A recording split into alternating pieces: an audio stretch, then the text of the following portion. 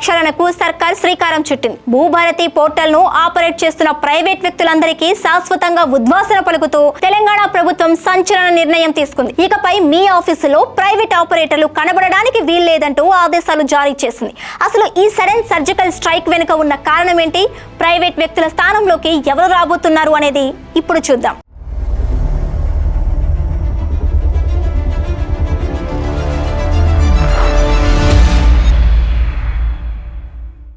Hello, welcome to Khyati connects. నేను సిరి. భూ రికార్డుల నిర్వహణ అనేది అత్యంత కీలకమైన గోప్యమైన వ్యవహారం. కానీ ఎంఆర్ఓ ఆర్డీఓ ఆఫీసులో ఏం జరుగుతుందంటే భూభారతి పోర్టల్ ఆపరేటింగ్ మొత్తం ప్రైవేట్ వ్యక్తుల చేతుల్లోకి వెళ్లిపోయింది. కనీస జవాబుదారీతనం లేని ఈ ప్రైవేట్ ఆపరేటర్లు గతంలో ఇష్టారాజ్యంగా రికార్డులు మార్చేశారన్న తీవ్ర ఆరోపణలు ఉన్నాయి. డబ్బులు తీసుకుని ప్రభుత్వ భూములను ప్రైవేట్ వ్యక్తుల పేర్ల మీదకు మార్చడం, ఒకరి భూమిని ఇంకొకరి అకౌంట్ లో వేయడం లాంటి భారీ స్కామ్లు ఈ ప్రైవేట్ ఆపరేటర్ల కనుసన్నల్లోనే జరిగాయని విజిలెన్స్ నివేదికలు కూడా బయటకొచ్చాయి. ఈ అక్రమాల పుట్టను ఏరివేత మొదలు పెట్టింది మాత్రం రాష్ట్ర ప్రభుత్వం. ప్రైవేట్ ఆపరేటర్లను పీకేస్తే ఆ కుర్చీలో ఎవరు కూర్చుంటారు? అక్కడే జవాబుదారీతనం ఉన్న ప్రభుత్వ ఉద్యోగులను రంగంలోకి దించుతుంది. ఇకపై భూభారతి పోర్టల్ ఆపరేటింగ్ బాధ్యతలన్నీ నేరుగా రెవెన్యూ శాఖకు చెందిన జూనియర్ అసిస్టెంట్లకి అప్పగించాలని ప్రభుత్వం డిసైడ్ అయింది. ప్రభుత్వ ఉద్యోగి అయితే పాస్వర్డ్స్ సేఫ్ గా ఉంటాయని, అక్రమాలకు పాల్పడితే నేరుగా ఉద్యోగం పీకయ్యొచ్చన్నది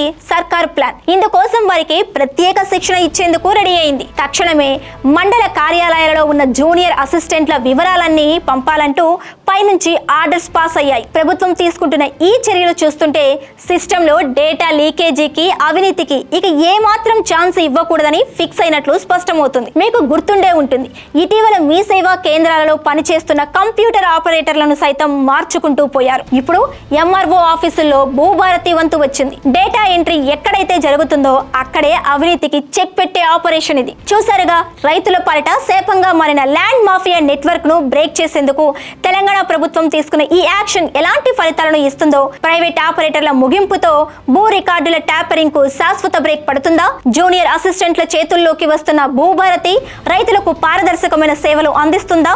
వేచి చూడాల్సిందే.